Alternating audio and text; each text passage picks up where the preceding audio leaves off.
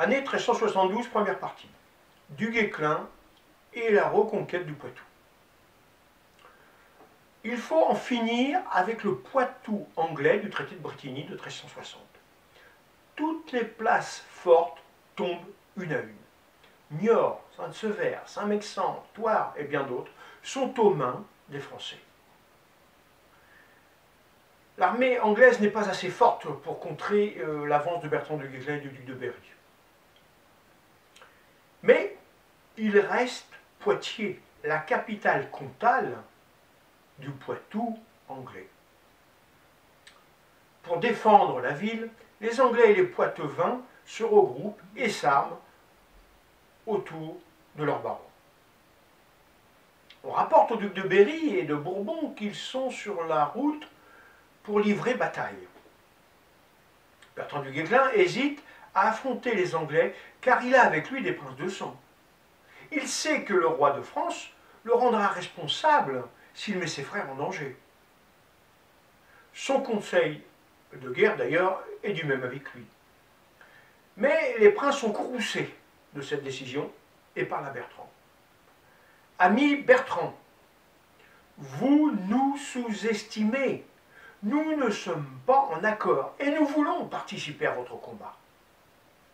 Il leur répond, Seigneur, ici présent, nous sommes venus de la part du roi de France pour défendre ses droits et ceux de Monseigneur le duc de Berry, qui délivrera le pays qui lui appartient. Mais vous avez entendu que les Anglais tiennent la campagne. Nous ne savons pas quelle direction ils prennent. Je suis en grande anxiété, mes seigneurs, et je veux vous en dire la cause. Je pense que les Anglais et les barons de Poitevin viennent renforcer les villes comme Poitiers. S'ils arrivent avant nous, je n'ai pas assez de moyens de faire le siège de cette grande ville. Je vous propose de partir maintenant et d'arriver avec eux, avant eux, à Poitiers. Si nous rencontrons le capitaine de Bouche, j'espère que Dieu nous aidera. Ami Bertrand, dit le duc de Berry, je ne vois en cette armée que vous soyez de bons conseils. Nous irons assiéger Poitiers, puisque vous l'avez à cœur. Et si nous trouvons quelques Anglais, nous livrerons bataille. À marche forcée, ils arrivent et campent aux portes du château, d'Angle, sur l'Anglin, non loin de Poitiers. Bertrand échange avec le capitaine du château. Amis, nous ne sommes pas venus pour prendre votre château. Nous requérons des vivres en échange de notre argent. Si vous nous refusez, nous serons en peine de vous les prendre. Ce serait une injustice que de nous assiéger, car depuis longtemps nous avons convenu avec le duc de Berry de rentrer en son obéissance et de lui livrer le château. Je vous donnerai donc tout ce que vous me demanderez. Le lendemain, la troupe part en direction de Chevigny, et la ville est fermée par 3 châteaux fortement fortifiés. Leurs 3 capitaines, ayant traité auparavant l'obéissance au duc, se présentent devant du Guesclin. Il lui donne les clés de la ville et des châteaux. Il s'y repose 2 jours. À l'aube du 3e jour, Bertrand demande au duc de marcher sur Poitiers, bannières et enseignes déployées. Le connétable, en tête de son groupe d'élite de 300 lances, parcourt la distance de Chevigny à Poitiers en 18 heures. Le duc de Berry le suit avec le reste de son armée. Ce dernier arrive le 7 août 1372 devant la ville.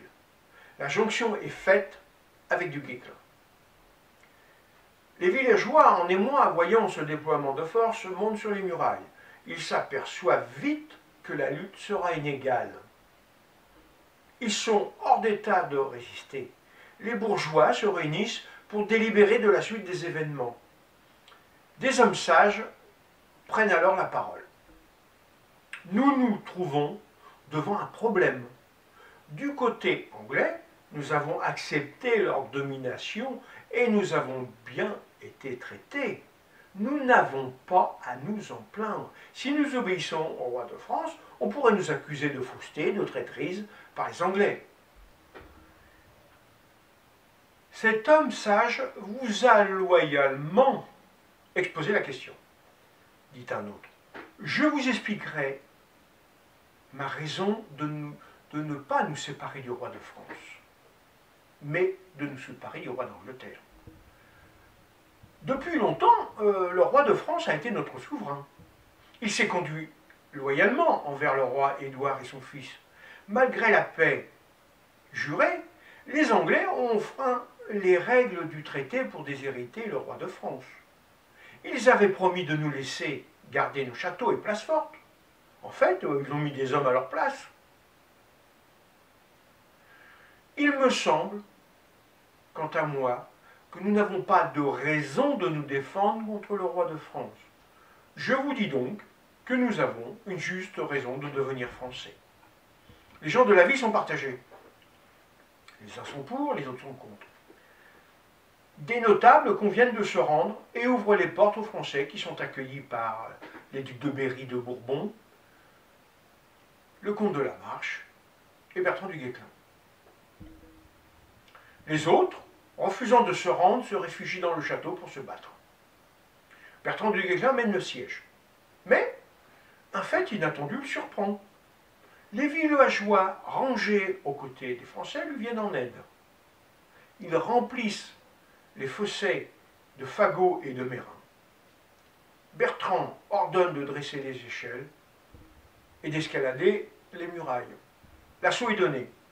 Il suffira de quelques heures pour prendre le château qui paraissait imprenable pour ses habitants. Quelques Anglais sont tués et les vivants sont mis à rançon. Après quelques jours de repos, il faut repartir.